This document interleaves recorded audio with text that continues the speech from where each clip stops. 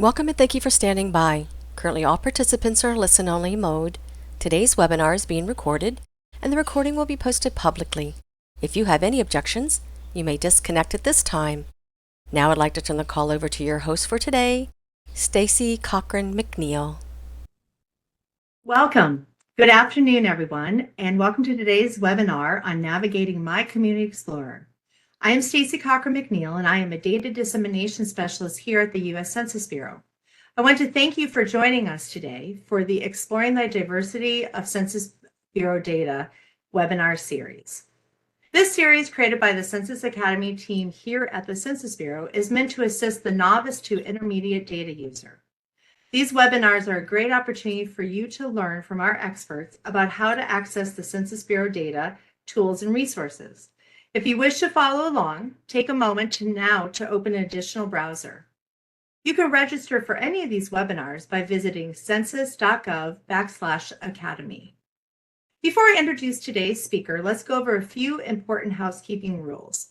As mentioned earlier, this webinar is being recorded. For your convenience, it will be uploaded to our Census Academy site with all supplemental materials relating to the webinar within 30 business days. We welcome written questions during the webinar. Please submit your written questions using the QA panel, which is at the bottom center or the right side of your WebEx screen.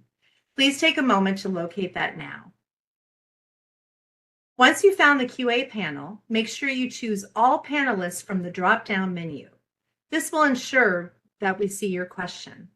Also, we ask that you do not include any personal or business identifiable information with your questions. We suggest keeping the chat panel open as we will provide key links and other resources throughout the webinar. Keep in mind, you won't be able to respond to that chat. That is for us to send out links and other resources related to the presentation. My colleagues, Carol, Mac, Jolie, and Adam, will be monitoring the QA panel. As time allows, we will answer your question directly through the QA panel, or we will share your question with the presenters to respond to at the end of the webinar. If we do not get to all questions with the response during the webinar, we will post the questions and responses with the webinar materials on the census.gov/academy site within 30 days. As you know, we are in a virtual environment, and sometimes technical difficulties might occur. If you are having issues, try a different browser, such as Chrome, or consider logging out and coming back into the session. If you are having audio issues, try selecting the computer audio or calling into the webinar via phone. Now I would like to introduce our speaker, Chip Walker. Chip Walker is the co-lead of the Census Bureau's Emergency Preparedness and Response Team. He has worked on Census Bureau issues for 24 years. He was appointed by the Secretary of Commerce to serve on the Committee on the African American Population for the U.S. Census Bureau's Racial and Ethnic Advisory Committee from 2004 to 2006. Prior to that appointment, Chip was Staff Director and Communications Director of the House of Representatives Subcommittee on the Census. While at Census, Chip has been co-lead on the creation of On the Map for Emergency Management, Census Business Builder, the COVID-19 Interactive Data Hub, and My Community Explorer. Chip has been active in developing and promoting census equity capabilities to help identify underserved communities. We are very happy to have him here today, and we're happy to have all of you here today. And Chip, you may begin. Great, thank you, Stacy. So today we're going to be talking about several things that we believe find very useful when you're looking at resilience and disasters and underlying census data.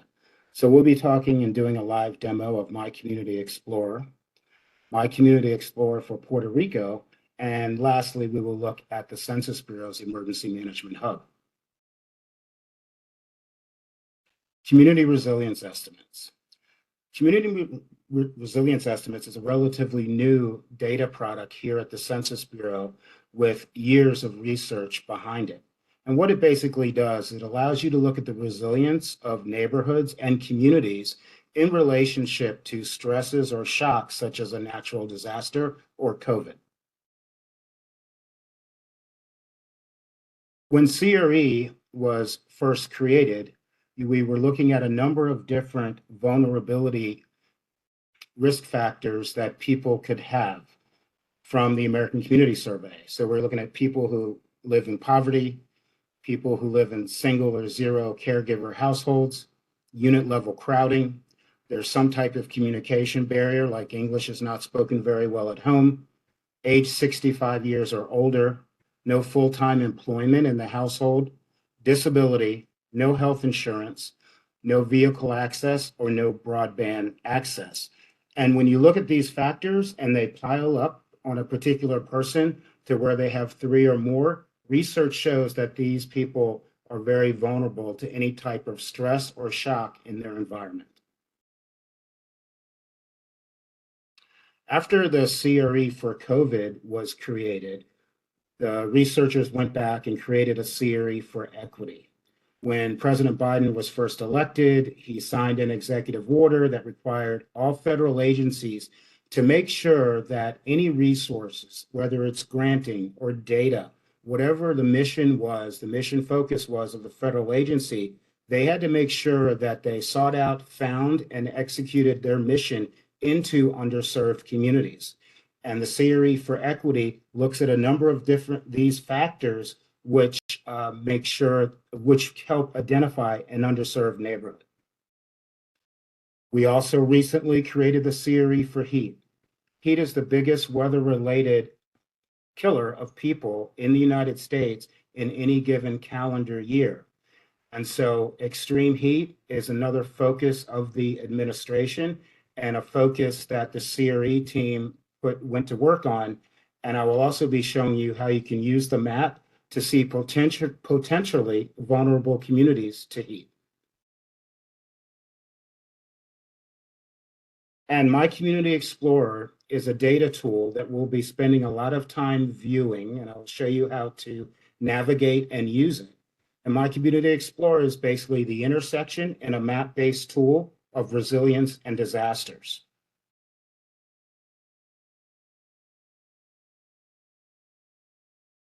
We'll also be drilling down to show you that while you can look at data at the county level, looking at data at the census tract level, and for those that aren't familiar with census tracts, think of it as a neighborhood. This is sort of where the rubber meets the road of finding underserved communities.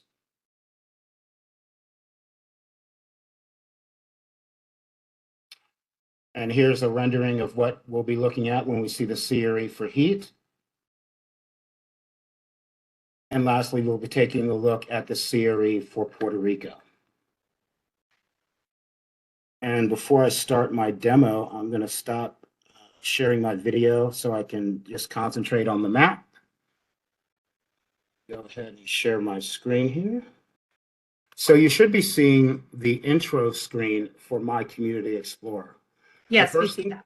Thank you. The first thing you see as a user is this welcome box, and it's always going to give you information about what's new in the most recent version. So this is version 4.3. This is where we introduced the community resilience for heat. And then it gives you some basic information of exploring the map. But another key feature is it allows you to take a guided tour.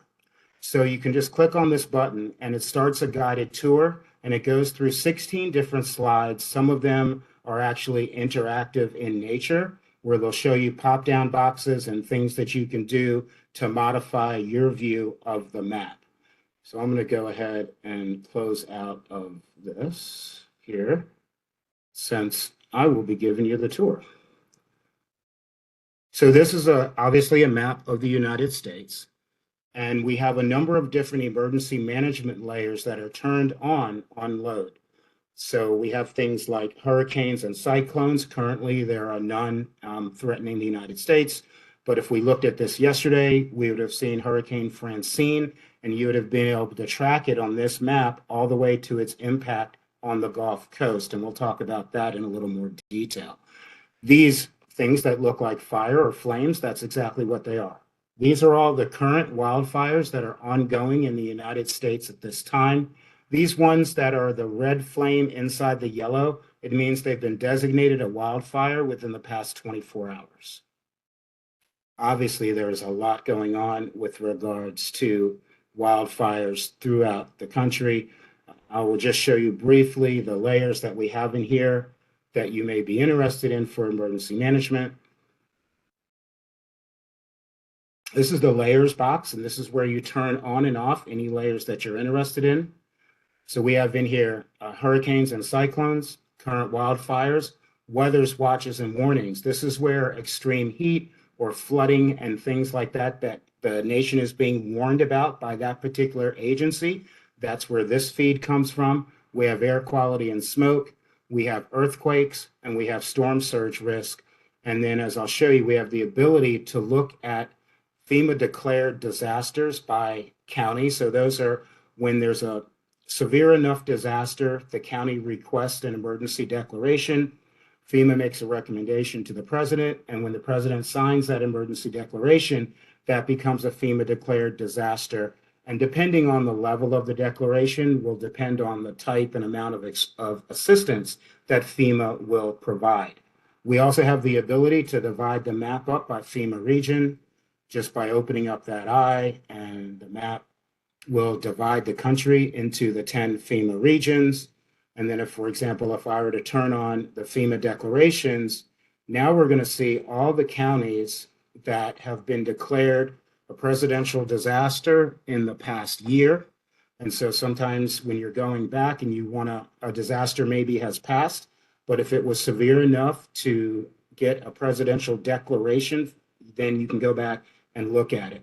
And this would be the case, for example, where we're going to look at some of the parishes in Louisiana that were impacted last week by Hurricane Debby. So if I were to just push the map up here a little bit, if I were to zoom in, we'll see that we have a number of parishes that have been designated. And if you, of course, we don't expect you to necessarily know what the designation was in the past year, but if you were to click on, for example, Jefferson Parish, and you're always going to get a pop-up box when you click on a particular geography. So here we have a FEMA declaration, and here's the declaration number. It's for St. Charles, Louisiana. And if you needed more information, we have a box here where you could then go, and this will take you right to the FEMA designation and where you can get more information. So again, this would be a designation that was related to Hurricane Francine. Now back to the map. Sorry. Okay. So as you zoom in, what we want to see here is what is the difference between looking at resilience data at the county level or parish level in the case of Louisiana, and looking at resilience data at the census tract level, because that's really very, very important.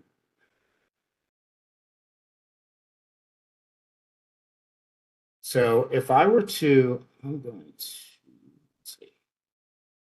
So if I were going to click over here and look at Lafourche, Louisiana, and we see we have a number of different boxes up here where you can toggle.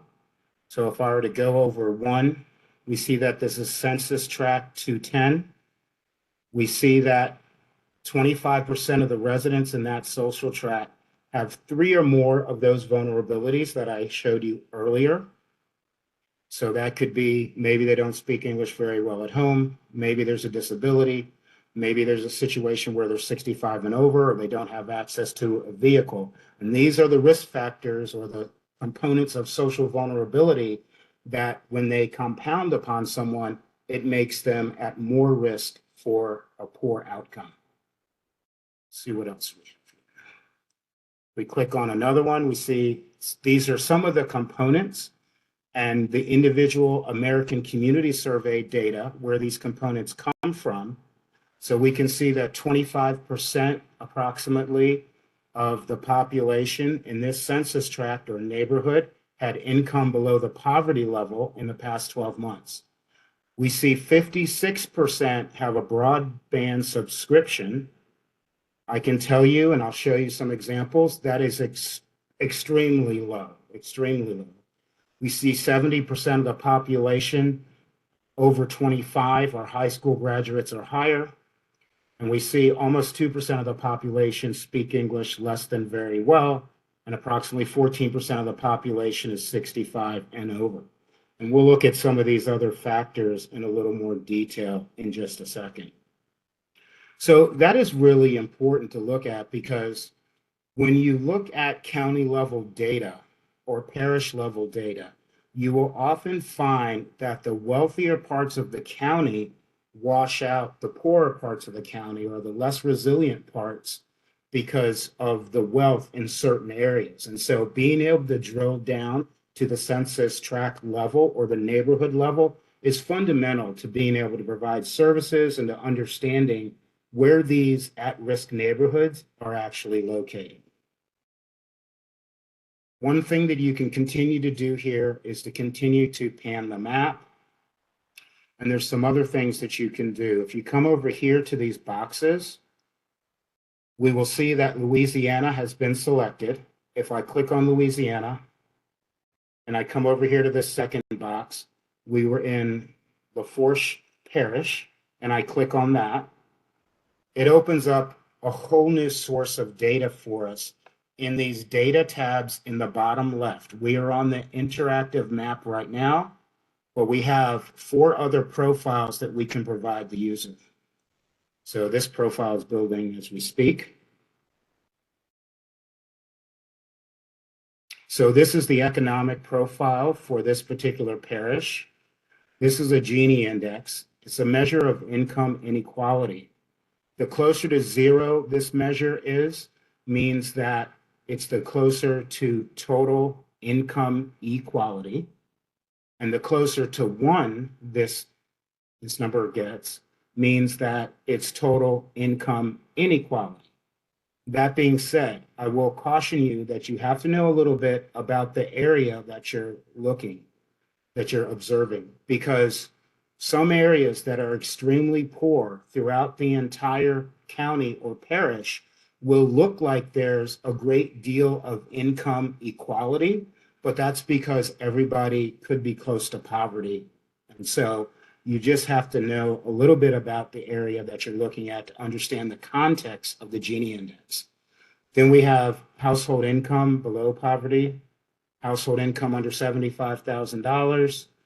We have some interactive graphs and charts. So this is the income to poverty ratio, total household income, and population without health insurance. So that was on the county economic profile. Now we'll look at some of the social characteristics for this parish, and we'll see households with 1 or more disabilities, households 65 living alone, households without a vehicle, and households with broadband access. And then we looked at language spoken at home, and then the language spoken at home when English is spoken less than very well. Then we have a county race and ethnicity profile. And again, if you see a map here, this map will also be interactive, and you can see a legend over here on the left-hand side. And then we also have more than demographic data in My Community Explorer. We also have business data. So for business data, we're basically pulling data from 2 of our largest business surveys, which would be County Business Patterns, which is an annual, and non-employers, which is also. And a non-employer is just a business that does not have any paid employees. Those types of businesses can be significant in their contribution toward the economic profile of a particular geography. You think of the number of people, like that type of business could be a hair salon. It could be someone that is simply a consultant. It could be a barbershop or a beauty salon. They just don't have any paid employees, but the contribution can be very significant toward measuring economic impact in that particular impacted community. Go back to the map. Scroll up here.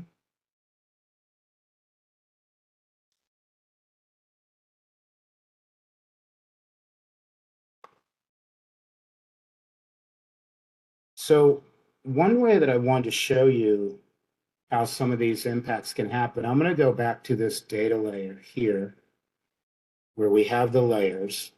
And the first thing I'm going to do is I'm going to turn on tribal boundaries. We do have tribal boundaries in here. I'm also going to go into the emergency management layers, and just for clarity of the map, I'm going to turn off the disaster layers for FEMA. And in fact, if you found that the disaster layers were not really what you wanted, but you just wanted to use this map to view the underlying community resilience estimates, you can simply turn all the disaster layers off in just one click. And so that can be very useful if you find that the disaster layers are not exactly what you're looking for. And so now the only layers we have turned on are community resilience estimates here. This is the base map. And again, we can take it down to the census tract level, and we have the tribal boundaries turned on, which can be very important. The other thing that I can show you, and of course you can turn them all back on in a second if you don't want to see anything, you can also turn individual layers off. So if you wanted just the wildfires turned off because they're not your thing or they're blocking too much of things you want to see, you could just turn the wildfires off or turn them back on. The other thing I wanted to show you here for a second is when we look at the community resilience estimates for heat. So now I'm going to change this entire base map to the CRE for heat. And now we're looking at the CRE for heat. And if you follow my cursor over to the left-hand side, this legend has now changed to no longer reflect the CRE for equity, but to reflect the CRE for heat. And now we can look at the relationship, the geographical relationship of heat, extreme heat, and resilience. The great thing about this map is you have the ability to pick any of these census layers. So we can look at the county business patterns or the non-employers, the two business layers that I showed you a little bit earlier. We could look at population below poverty. We could look at broadband access, educational attainment, race and ethnicity, language spoken at home, and the population. These are extraordinarily useful if you find something that you want to drill down. So I'm going to turn off the FEMA layers. I am going to go back to the main base. I'm going to turn off the CRE for heat. And let's say you just wanted to see broadband access across the country. You just unclick or open up this eye, and this map is now going to change to broadband access. Again, you can always look to the left to see the legend for the profile that the map is currently reflecting. So now we can see here. Of course, if I didn't want these FEMA regions on, I could go back into these emergency layers and turn those off. The one thing you need to do, if you want to go from broadband access to, let's say, poverty, you come back to broadband access, you close the eye, and you open up the eye of the next data set layer that you want to look at. So now we're going to open up poverty, and this map is going to switch over to poverty. And again, you can always come back because this will match the base map. This legend will always match it.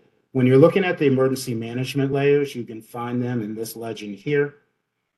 And you can, anything that you're not sure what the color represents, or for example, you can see here that the larger the fire is, the larger the circle is for the fires when we have those turned on.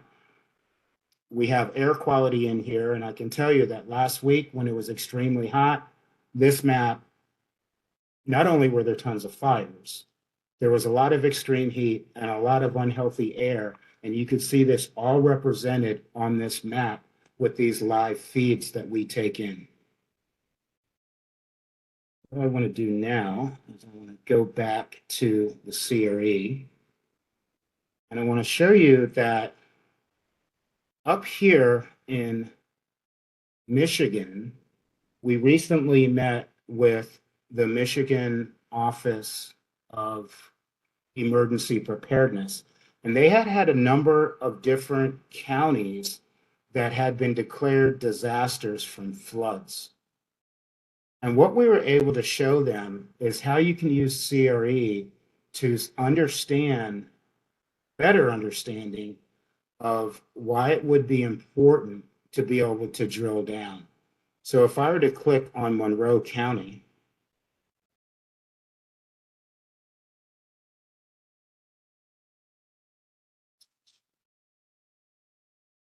we see that in Monroe County, 17% of the residents have 3 or more components of social vulnerability.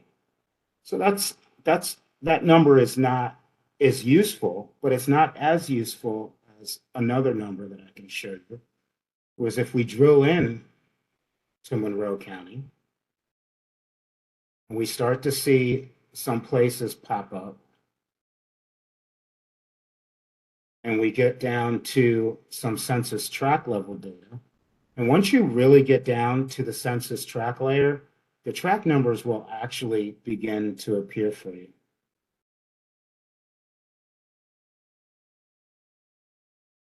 Just have to allow my map to catch up with me scrolling. Let's see if we can't.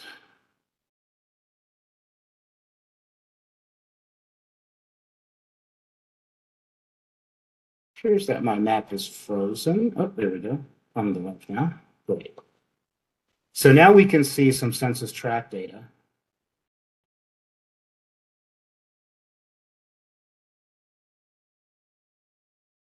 And here we see in this census tract, it was 17% at the county level, and this is starting to go upwards.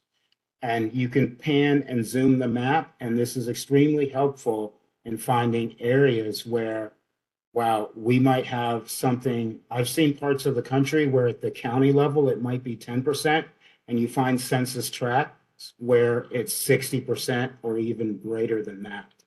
And so just panning and zooming this map is really what your friend is in trying to identify these underserved communities. Trying to find them at the county level is going to be nearly impossible.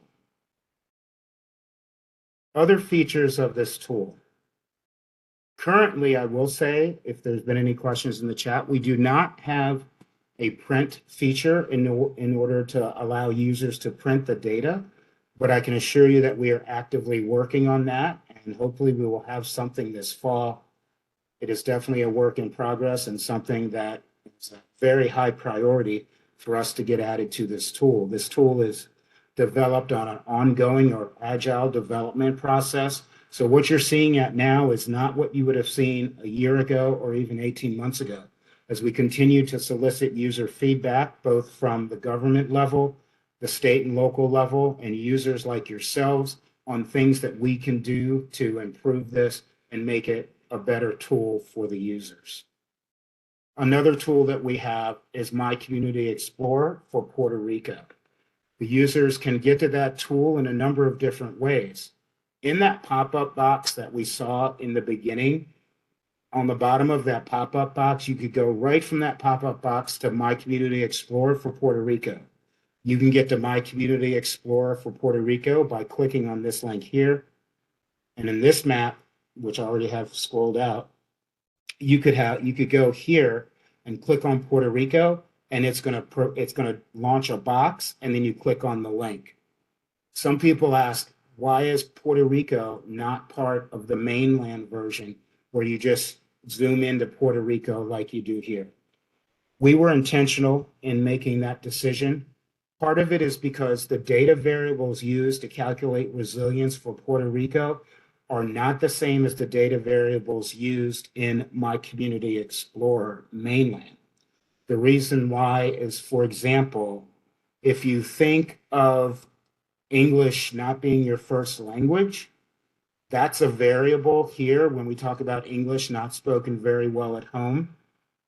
Yet in Puerto Rico, to use that variable as a vulnerability factor wouldn't make a lot of sense. So we decided to make a hard split to let the users know that there are some significant differences, not in functionality, but in data regarding Puerto Rico.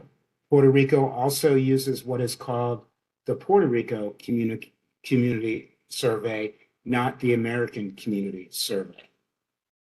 You have the ability to share. So if I were to click on the share button, you can share links. You can share across these various social media platforms.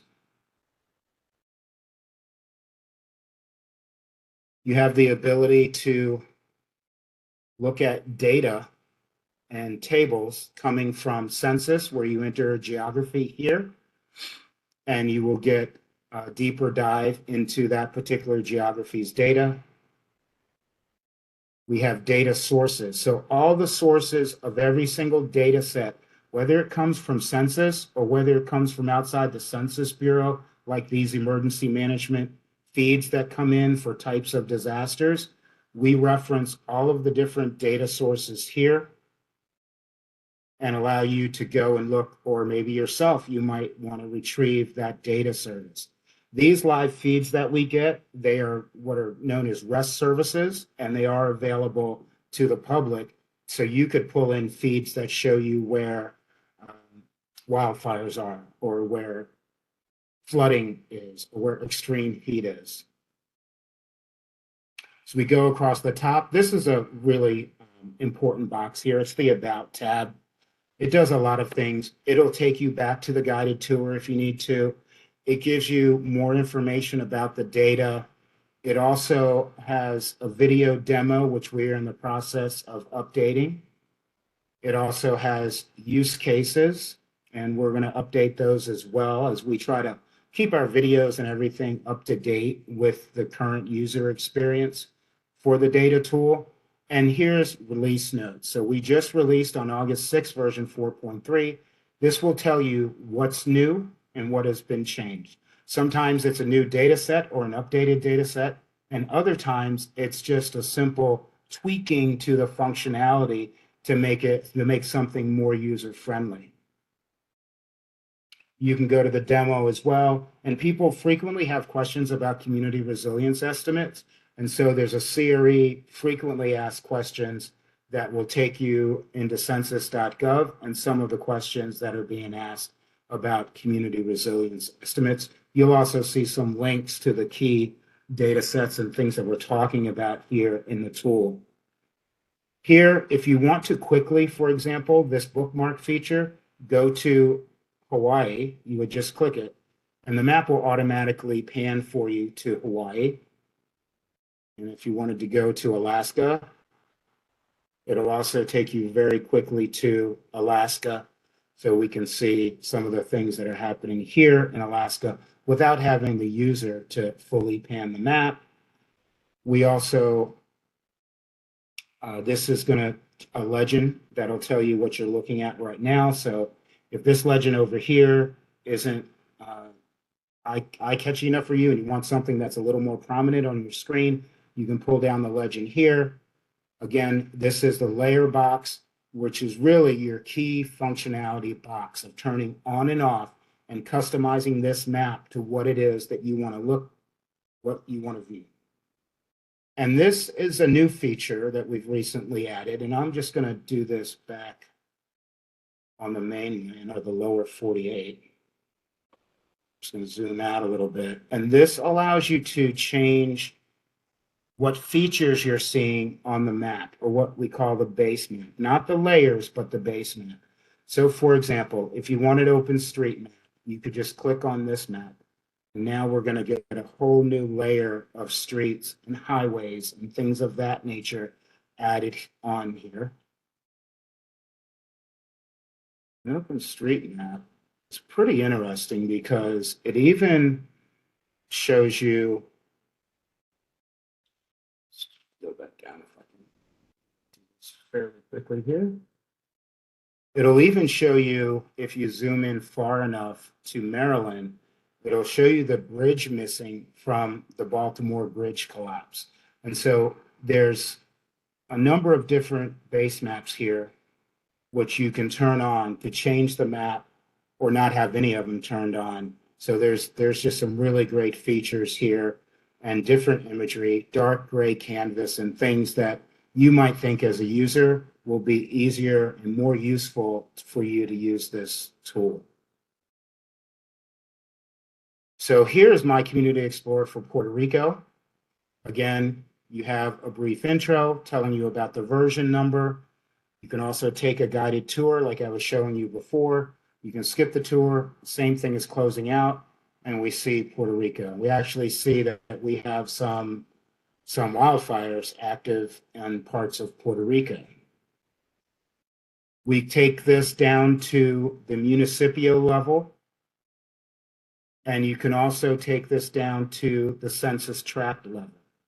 And even in the municipio level, I just want to turn these emergency layers off for a second.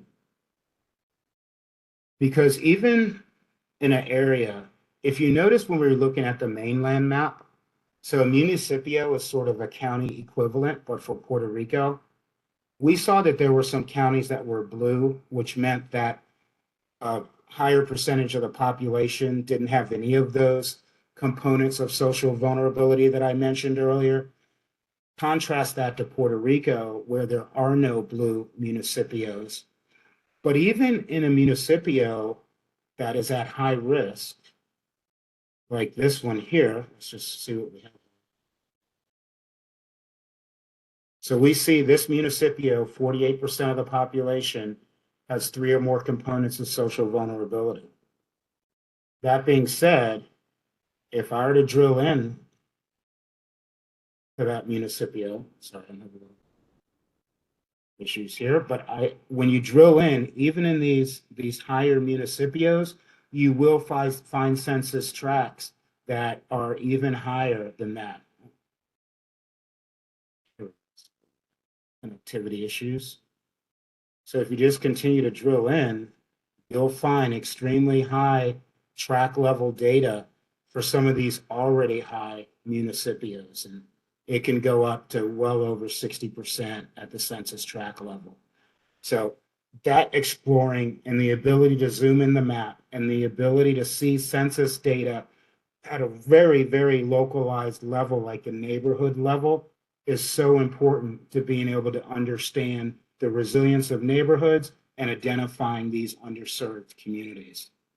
And the last thing I want to show you is our emergency management hub. This hub contains all of the tools that we recommend use during disasters, including My Community Explorer. It contains pages set up specifically for very recent disasters. For example, you will see we created a specific page for Hurricane Francine that was published last week. You click on Learn More, it'll take you here, gives you a little description of what it was about. It shows you the sort of impact cone of Francine. And then it tells you relevant data tools. So we recommend the use of 3 tools: My Community Explorer, Census Business Builder, and a corresponding tool to look up data by county or tract, and On the Map for emergency management. We do that for a number of different disasters. So you can see that we've done it for Francine, for Hone, for Ernesto, but we also track different types of disasters, not just hurricanes. If I go back to the main page, you can also look at different pages that we've built for all of these types of events: wildfires, air quality, hurricanes, extreme heat, tornadoes, floods, pandemics, and other events.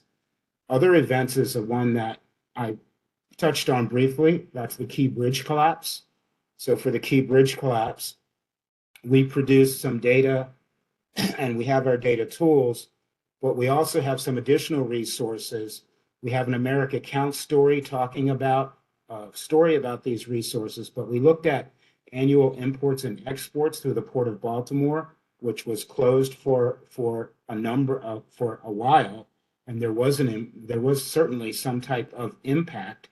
And we looked at sort of the commuting patterns using some very sophisticated research that we're able to do at Census. We're able to analyze the commuting patterns and understand the amount of time in addition to where commuters were commuting prior to the bridge collapse and the amount of time added to their commute after the bridge collapse. So whenever a disaster, major disaster happens, we try to put for the user on a page, instead of having the user go and search for the things that we think are very useful, we are putting it on a page for the user to find the data tools that we believe are most useful at the Census Bureau to help you navigate and find information related to that particular disaster. So with that, I'm going to pause my presentation, and I believe Stacy is going to take it back, and I know we have some Q&A going on, so we'll see what happens there. Great. Thank you, Chip. That was fantastic. A really deep dive, and we've had some really great questions. So I want to move through my part really quickly so we can get to those questions. But do you want to go ahead and do that recap for us? Sure. So Thanks. today we've learned about community resilience estimates and why they are very important to identifying underserved communities, and how you can use community resilience estimates and understand the relationship between the resilience of communities and ongoing or imminent disasters. And then we've shown you the disasters.census.gov. That is how you can easily remember and easily go to the emergency management hub.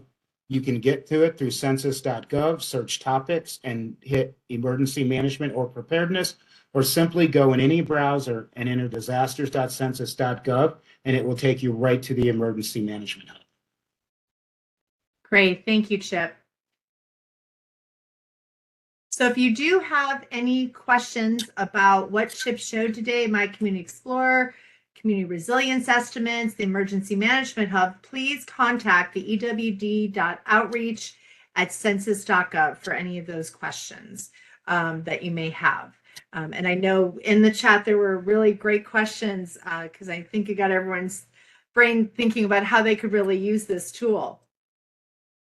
So I do want to take just a moment to talk about what I do as a data dissemination specialist, and also the Census Academy program, which you are watching this webinar through. So as a data dissemination specialist, I am a part of the Census Bureau's Data Dissemination and Training branch. And we are data educators, and our main role is to help you become familiar with the available census data and train you to access and become proficient in the wide variety of census tools we have available. Within our site includes many resources, including Census Academy, a self-study platform, which offers on-demand how-to videos, as well as the ones that you can register for, like today's webinar. Among them are short data gems, very simple and easy to follow 2 to 5 minute videos. We also have webinars and courses on different data topics, which allow you to learn at your own pace.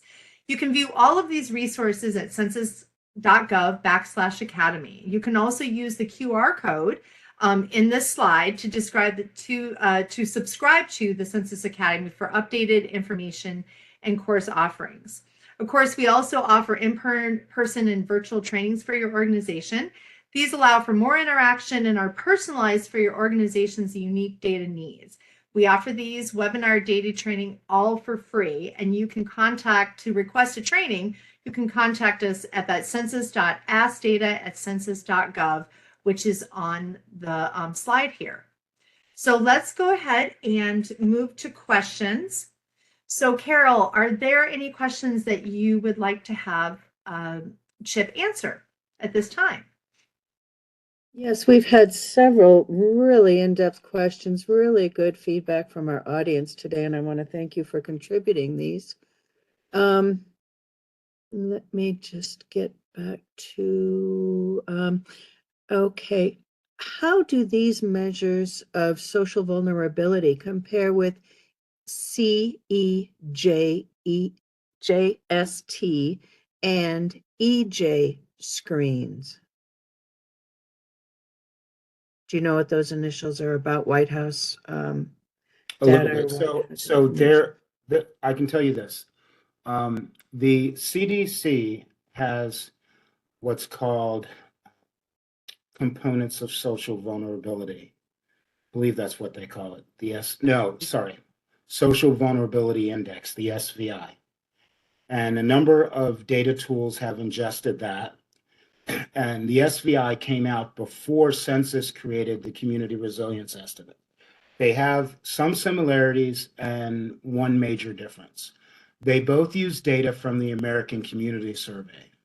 The CDC's SVI, or Social Vulnerability Index, used the publicly available data from the American Community Survey.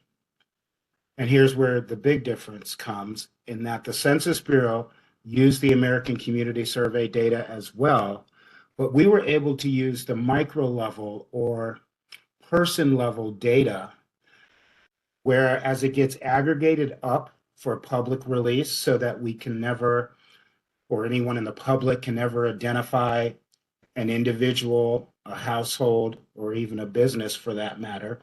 So that data, before it's released to the public, gets aggregated to a level where there is no disclosure. So we protect privacy above everything else at the Census Bureau.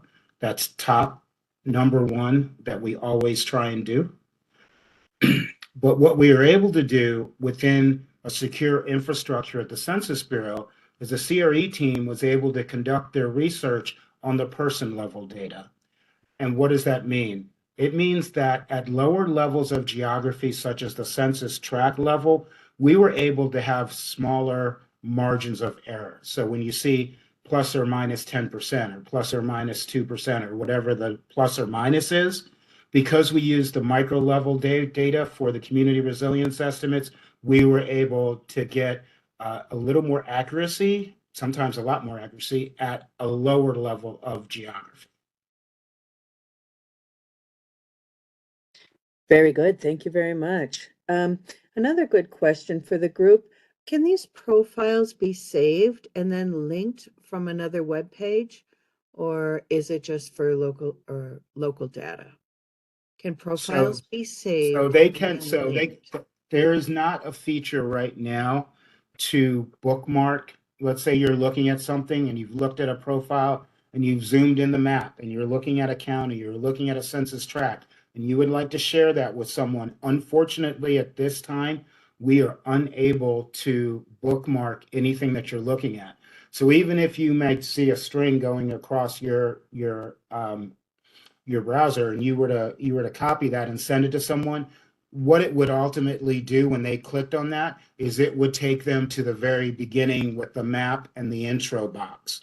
What I'd recommend you would do at this point, if you wanted to share a profile that you're looking at or something on the screen, is I would take a screenshot of it with your computer and then just share that screenshot. But at the moment, we don't have an interactive way. Some of that we are working on, and it's aspirational. My Community Explorer is the product of two products that were available for subscription or lease, and we have contracted to bring two products together to create this. And there are just some things that these products don't do. The alternative to the way we did it for My Community Explorer would be to build it from scratch, but that would be so much more expensive. And so we thought for the functionality that we could provide the taxpayer by doing it this way was the best way to go. And we have things that are aspirational, like the reports, where we are working with a contractor to develop certain features. And that is something that is on our wish list of things to do in the future, is to make something bookmarkable so that it can zoom in and do things that will take you directly to where you need to go. Wonderful. Things to look forward to. Thank you. And right at the end, I would just like to share my screen again. There is something that I would like to show the users. Okay, I can go ahead and stop right now if you want to share it. I'm going to stop and Just give me a second. I need to. yeah, actually, just go ahead and take over sharing, Chip. Okay. All right. That Let me works. just pull We're it up. done with the slide deck. We're good. Okay, great. Fantastic. While you do that, Chip, maybe this is in conjunction with your last answer. Is the tool using Esri's Experience Builder? Yes, it's using Esri's Experience Builder and Esri's dashboard feature.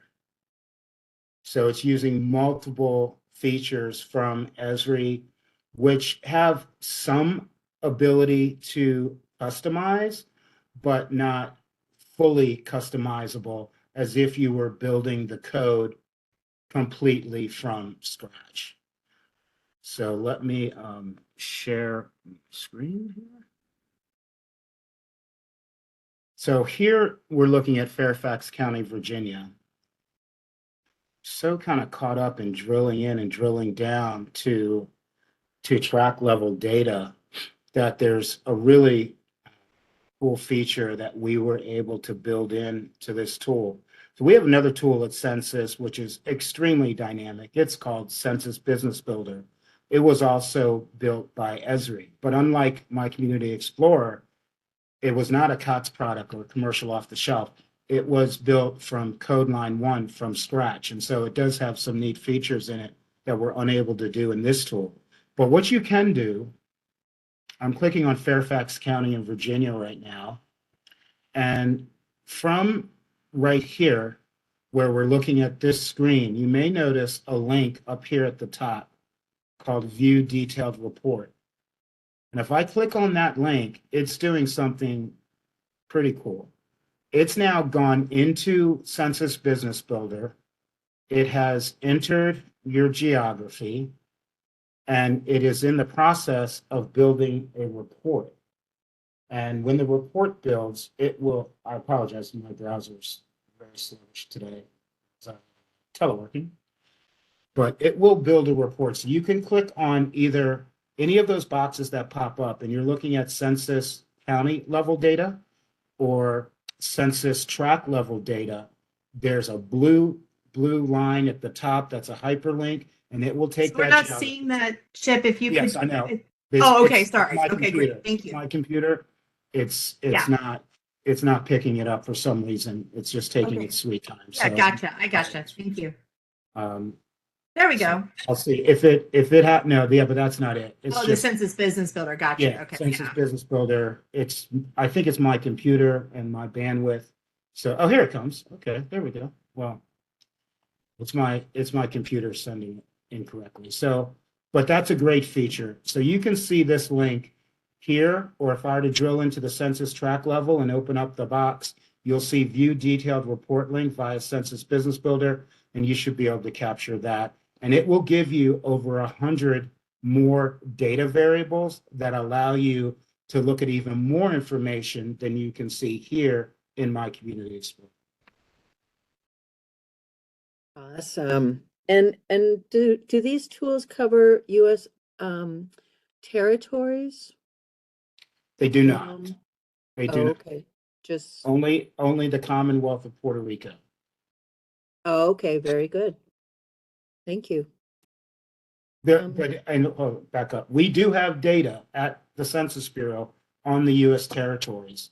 However, right now there isn't a community resilience estimates for the territories. And so if they're ever able to figure that out, then because there is a census for the territories, but American Community Survey does not cover the territories, although it does cover the Commonwealth of Puerto Rico. Once, if those connections are made, or if the community resilience estimates is able to figure out another way to calculate resilience for the territories, and I know it's something that they would do if they can do the research behind it and sort of figure out the math, then we would be more than happy to add this into My Community Explorer. But you can get the territories in other Census Bureau tools, and we do have data on the territories. Amazing. Thank you so much, Chip. This is very informative. I'm going to reach out to my colleagues, Adam, Mac, Jolie. Did you see any other questions with this last couple of minutes of our webinar that would be good for the group? Okay, thanks very much. Back to Stacy. Thank you, Carol, very much. Those were really great questions. And Chip, thank you for this terrific webinar. I know every time I see you demonstrate this, I learn something different that I didn't know about with My Community Explorer. And I know the feedback from the chat, the Q&A was very positive. So thank you so much. Before we conclude, I'd like to thank everyone who played a role in today's webinar. We thank you, our audience, for spending your time with us this afternoon. We are very interested in hearing from you on how we are doing. Please take a moment to fill out the evaluation that will appear when you exit the webinar. Look out for the recording, presentation, and related materials from this webinar on the Census Academy by visiting census.gov/academy within 30 business days. Please check out the Census Academy for additional training resources and to register for upcoming webinars. That brings us to a close, and we thank you again for joining us today and hope you have a great afternoon. This concludes today's webinar. Thank you for your participation. You may disconnect at this time.